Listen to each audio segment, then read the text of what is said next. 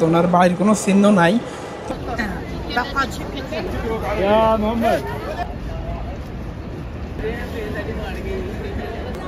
আসসালামু আলাইকুম এভরিওয়ান, আশা করি সবাই খুব ভালো আছেন। আমি এখন আছি মক্কা হেরামের আশপাশে। আজকে আপনাদের সাথে দেখব ইসলামের এক ঐতিহাসিক স্থান হযরত আবু বকর রাদিয়াল্লাহু তাআলা আনহুর যে মক্কার যে পুরনো বাড়িটি, সেটি যেটা ইসলামের প্রথম যুগে এক ঐতিহাসিক স্থান। হযরত আবু বকর সিদ্দিক রাদিয়াল্লাহু তাআলা আনহু ছিলেন নবী সাল্লাল্লাহু আলাইহি সাল্লামের ঘনিষ্ঠ বন্ধু এবং একজন সাহাবী। উনি কিন্তু ইসলামের একজন প্রথম খলিফা। বাড়িটা আসলে ইসলামের প্রথম যুগে থেকে এখানে অনেক ধরনের স্মৃতি জড়িয়ে আছে আমাদের মুসলমানদের। তা আমরা আজকে ওটা দেখব, এখানে এখন বর্তমানে কি আছে ওটা দেখব। তো চলেন শুরু করা যাক।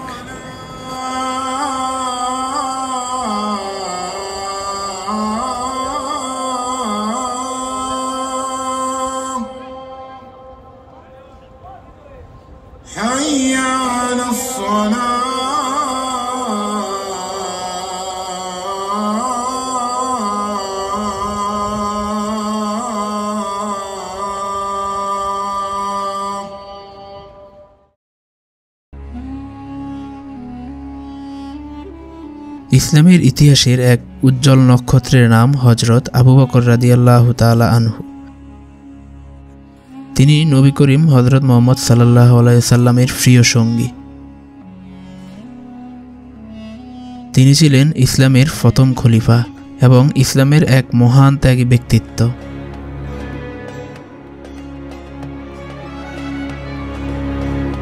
এই স্থান একসময় সাক্ষী ছিল নবীজির সঙ্গে তার গভীর সম্পর্কের,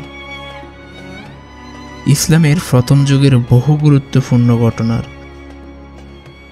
এখান থেকে রাসূলুল্লাহ সাল্লাল্লাহু আলাইহি সাল্লাম ও হযরত আবু বকর রাদিয়াল্লাহু তাআলা আনহু হিজরতের যাত্রা পরিকল্পনা করেছিলেন।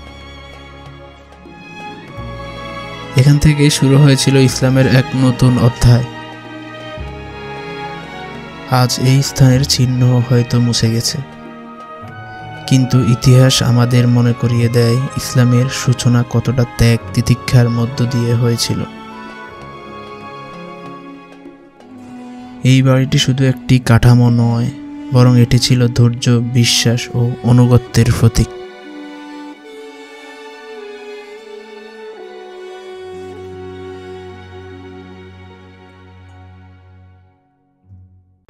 তো আলহামদুলিল্লাহ আমরা আসরের জামাত সরাসরি হেরামের জামাতের সাথে আদায় করেছি। আমরা এখন যে স্থানটাতে আছি সেটা হচ্ছে হেরামের একদম ছাদের মূল পয়েন্টে। আপনারা ছবিতে অবশ্যই দেখতে পাচ্ছেন এরকম আপনার গম্বুজ দেখা যায়, যে হেরামের উপর থেকে যে মূল ছবি, ওই ছবিতে এরকম 3টা গম্বুজ দেখা যায়। আর এগুলো হচ্ছে 3টা গম্বুজ। আর হচ্ছে হেরামের ছাদের অবস্থা। এখানে নামাজ হয়েছিল কিছুক্ষণ আগে,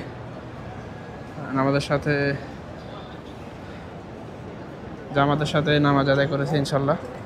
আর এই হচ্ছে যে হিলটন টাওয়ার যেটাকে বলি হযরত আবু বকর সিদ্দিক রাদিয়াল্লাহু তাআলা এর যে সে পুরনো মক্কার যে বাড়িটা, সেই বাড়িটার উপরে এই বিল্ডিংটা নির্মাণ করা হয়েছে। তো আমরা এখন নিচে যাব, নিচে গিয়ে আস্তে আস্তে এর উপরে যাব। এখানে কি আসলে আদৌ কোনো বাড়ি আছে বা অন্য কিছু কিনা ইনশাল্লাহ আপনাদের সাথে শেয়ার করব। তো দেখতে পাচ্ছেন আমরা এখন আছি হেরামের যে বিভিন্ন নাম্বার দেওয়া গেট আছে, 81, 82, 83, 85, 84 এরকম নাম্বার দেওয়া যে গেট আছে, এই নাম্বার বরাবর আছে। এখানে বরাবর হচ্ছে আবু বকর রাদিয়াল্লাহু তাআলার যে পুরনো সে বাড়ি ছিল, সেই বাড়িটি হচ্ছে এই ভবনটাতে এখানেই ছিল, জায়গাটাতে ছিল। এইটা এখন একটা মার্কেটে রূপান্তরিত হয়েছে। এই ভবনটা যেটা আসলে অনেকেই জানেন, হাজি যারা আসেন তারা অবশ্যই জানেন, হিলটন টাওয়ার নামে পরিচিত এই টাওয়ারটা, বা মক্কা টাওয়ার।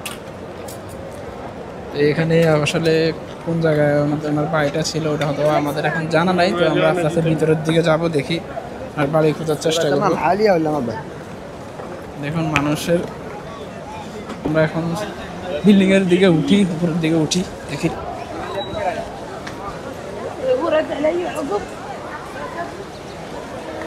এই ভবনটা কিন্তু টোটালি মার্কেট, যেটা যতটুকু শুনেছি যেটার যে উপার্জন হয় সেটা সম্পূর্ণটা হেরামের জন্যই ব্যবহার করা হয়।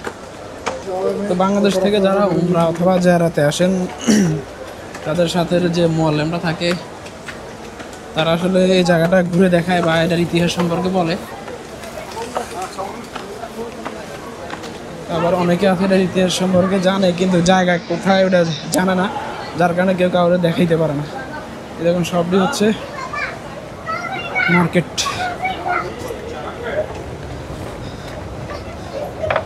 যারা হেরামে উমরা অথবা জেরা করতে আসেন তারা আসলে এই জায়গাটা ঘুরে যেতে পারেন, কারণ এটা ইসলামের প্রথম যুগের একটি গুরুত্বপূর্ণ স্থান।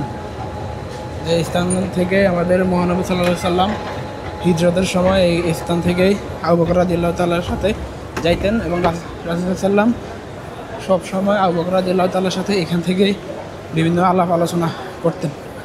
কারণ যেহেতু মহানবী সাল্লাল্লাহু আলাইহি সাল্লামের বাড়িটা আর একটু এই পাশে, ওটা ইনশাআল্লাহ অন্য একদিন আপনাদের সাথে যারা করবেন আপনাদের সাথে শেয়ার করব। আমরা এখন দেখি আসলে ওই জায়গাটাতে কি আছে। এই স্থানটাতে গুগলে একটা ছবিতে যতটুকু দেখলাম এর উপরে উঠা লাগে।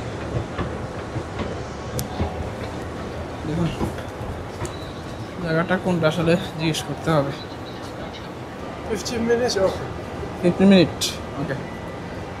তো আমরা বিল্ডিংয়ের একদম উপরে চলে আসছি, যে 3 তলায় অবস্থিত সবাই থেকে যতটুকু শুনলাম। তো ওখানে আসার পরে যে শুনলাম যে এখানে নাকি আপাতত ওনার বাড়ির কোনো চিহ্ন নাই, তবে এখানে একটা মসজিদ নির্মাণ করা হয়েছে যেটার নাম হচ্ছে হযরত আবু বকর রাদিয়াল্লাহু তাআলা আনহু নামে যে মসজিদটা নির্মাণ করা হয়েছে এখানেই। সেটা আবার শুনতেছি নাকি নামাজের 15 মিনিট আগেই ওপেন করে। তো একটু পরে যেহেতু মাগরিবের নামাজের সময় তখন হয়তো বা ওপেন করবে, এখন আপাতত বন্ধ আছে। তো আসলে এখানে মানে অনেকের অজানা একটা জায়গা, যে এখানে দেখা গেছে হযরত আবু বকর রাদিয়াল্লাহু তাআলা এর বাড়ি ছিল। তো এই স্থানটাতে একটা বিশাল একটা ভবন তৈরি করা হচ্ছে স্মৃতিস্বরূপ। দেখুন এখানকার ভিউ দেখুন।